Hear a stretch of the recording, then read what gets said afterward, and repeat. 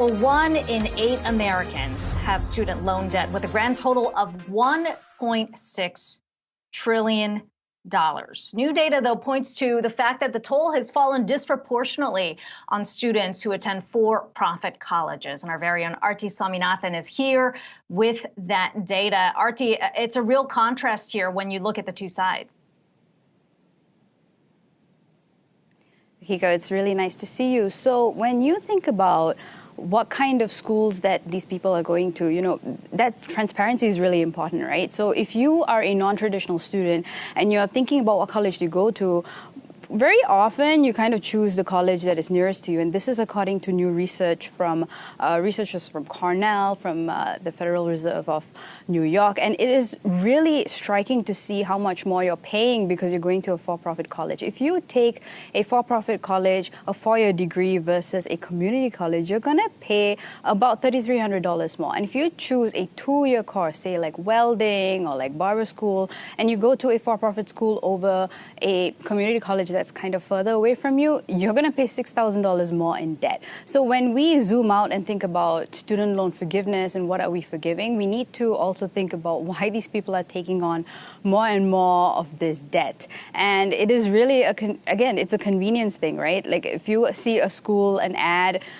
University of Phoenix, DeVry, you sort of gravitate towards these options because you are familiar with them. But going to a community college might actually save you thousands of dollars more. You're less likely to default if you take on less debt. If you go to a for-profit school, you kind of increase the likelihood of default by 11 percentage points. So information is really key before you take on debt, before you choose your school. But during periods of recession, especially when people are out of work, people are desperate to pivot, people just really want to fill gaps in their resume, they make, you know, they don't really spend as much time on this thing, which is sort of why we need to think about improving all these things.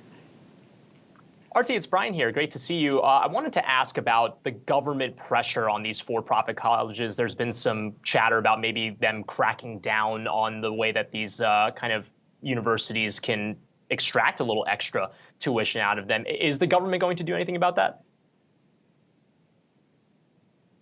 So what is interesting is during the Trump administration, we saw a sort of a very heavy leaning towards for-profit schools. Some of the government officials that were in the Department of Education had come from for-profit schools. So there was this pullback during the Betsy DeVos era against regulation. But now with the new administration, with the new head of the Consumer Financial Protection Bureau, with the FTC, all these government regulators are paying more attention to, okay, how much debt are these students taking?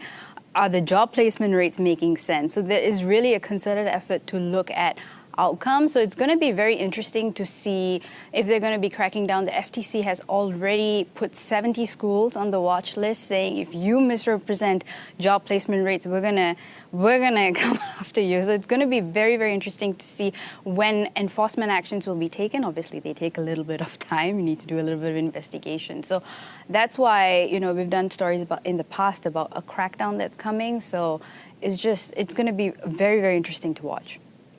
All right, Yahoo Finance's Aarthi Swaminathan, great to see you again. Talk to you very soon.